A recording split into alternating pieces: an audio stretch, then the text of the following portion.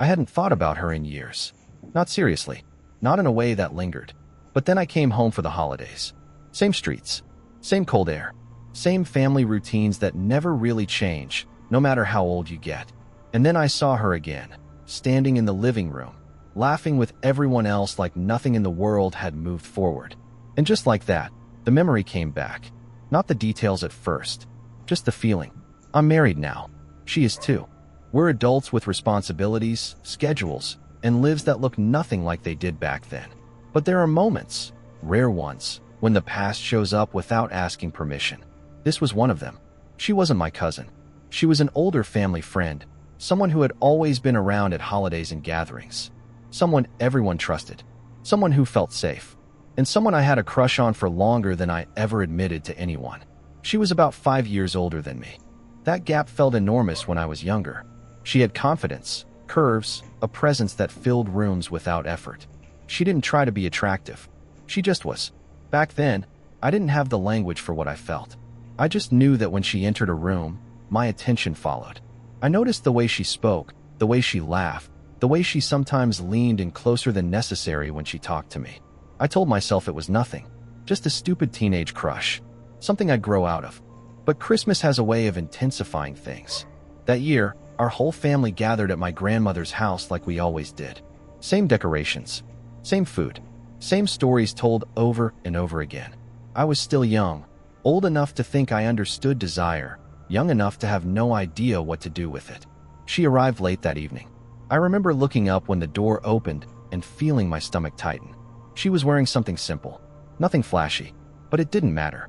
She never needed much. At some point during the night, I ended up alone in the kitchen. I don't even remember why. Maybe I was grabbing a drink. Maybe I just needed air. I only remember that she walked in quietly behind me.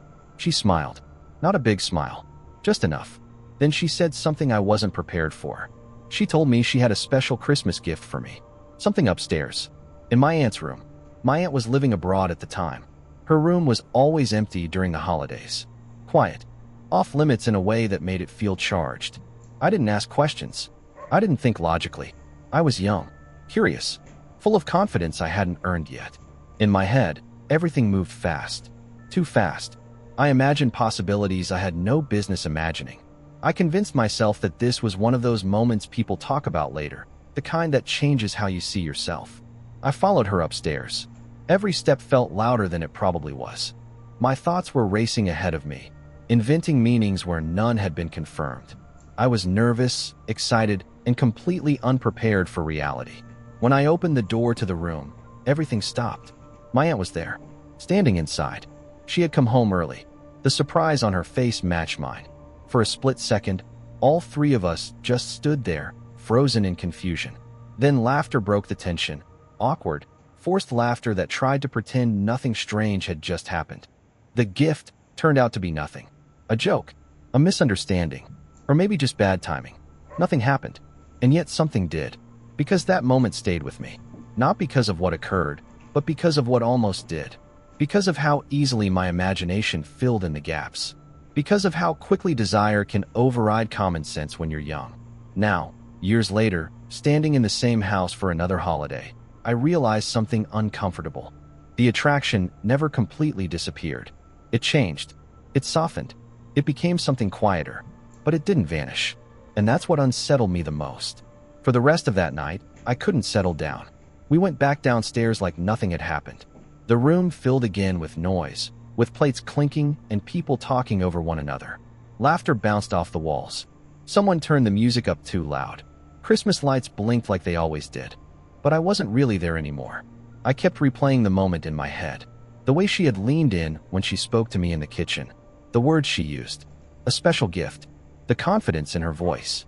The certainty with which I had followed her upstairs without asking a single question. I felt embarrassed. And strangely proud. And confused. Mostly confused. She didn't look at me the same way after that. Or maybe she did, and I just didn't know how to read it anymore. When our eyes met across the room, she smiled politely, the same way she smiled at everyone else. Nothing more. Nothing that confirmed what I had imagined. At one point, I caught myself watching her laugh with someone else, and a sharp jealousy surprised me. I didn't like that feeling. It felt childish, possessive, out of place. That night, when I finally went to bed, sleep didn't come easily.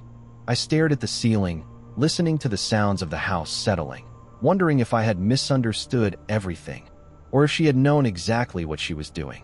I wondered if the moment in the kitchen had meant something to her, or if it had only meant something to me. That question stayed with me long after Christmas ended. Over the years, life moved on the way it always does. I grew up.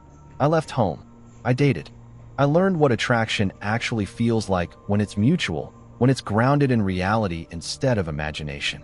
And still, every time I saw her at a family gathering or heard her name mentioned, something in me shifted. Nothing inappropriate ever happened.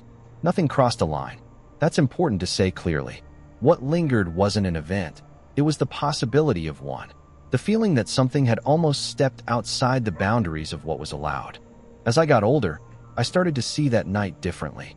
I realized how easy it is, especially when you're young, to mistake attention for intention, to mistake kindness for invitation, to let desire fill in the blanks where clarity never existed. I also realized something else. She had power in that moment. Not because she did anything wrong, but because I was young, inexperienced, and eager to feel chosen by someone older and confident. I was projecting my fantasies onto a situation that probably meant nothing to her at all. That realization didn't erase the memory. It reframed it. Years later, when I met my wife, I felt something very different. There was no guessing, no reading between lines, no imagination needed to carry things forward. What we built was steady, visible, real. And yet, memories don't disappear just because your life changes. Standing in my grandmother's house again all these years later, I noticed the contrast more clearly than ever. I wasn't that boy anymore. I wasn't driven by impulse or fantasy. I was grounded, married, responsible, but I was also human. Seeing her again didn't ignite anything dangerous. It didn't make me question my marriage. It didn't pull me backward. What it did was remind me of how powerful almost can be. How the moments that never fully happen sometimes stay with you longer than the ones that do. As the evening went on, I caught her glancing at me once or twice. Or maybe I imagined it. I didn't let my thoughts run wild this time. I smiled, nodded, and stayed exactly where I belonged. Later that night, as I lay in bed, I thought about how desire changes with age. How it becomes quieter, more thoughtful. How maturity isn't about pretending attraction disappears, but about knowing what to do when it shows up uninvited. That Christmas Eve from years ago no longer felt exciting. It felt instructive, and that realization was heavier than nostalgia. Seeing her again that holiday didn't feel dramatic. It wasn't like the movies, where old tension explodes back into the room the second two people lock eyes. It was quieter than that. Softer, almost ordinary. She looked different, but familiar. More settled, more grounded. The kind of confidence that comes from knowing who you are instead of trying to prove it. When she spoke, it was with the ease of someone comfortable in her life. I noticed the small things. The way she listened. The way she laughed at stories she'd heard 100 times before. The way she checked her phone now and then, probably thinking about her own family, her own plans. And I noticed myself noticing. That was the part that made me pause.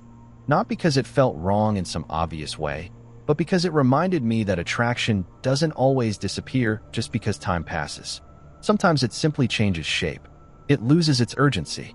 It sheds its fantasy. It becomes a quiet awareness you acknowledge and then set aside. We talked briefly that evening. Nothing deep, nothing personal. Just the kind of conversation you have when you've known someone for a long time but don't really know them anymore. We exchanged updates about work, about life, about how fast everything seems to move once you're no longer young. At one point, she mentioned her partner. I mentioned my wife.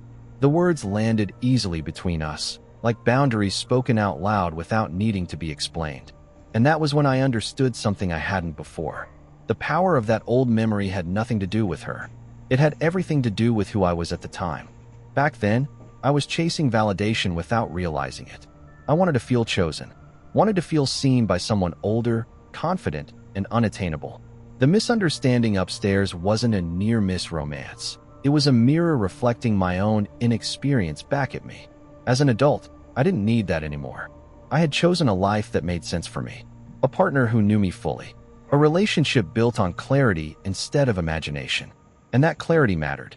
Later that night, when everyone started winding down, I found myself alone for a moment, looking around the familiar house. The same hallway, the same staircase, the same closed doors that once felt full of possibility. They didn't feel that way anymore. They just felt like doors. I realized that growing up isn't about losing desire. It's about learning where it belongs. It's about understanding that not every feeling needs to be acted on, and not every memory needs to be revisited. Some moments are meant to teach you something, and then stay exactly where they are. When I left the next day, I didn't feel heavy or conflicted. I felt settled, grateful even, not because the memory had faded, but because it no longer controlled me. That Christmas Eve from long ago still exists in my mind, but it no longer defines anything. It's just a reminder of who I was, and who I chose to become. Have you ever looked back at a moment from your past and realized it only mattered because of who you were back then, not because of what actually happened?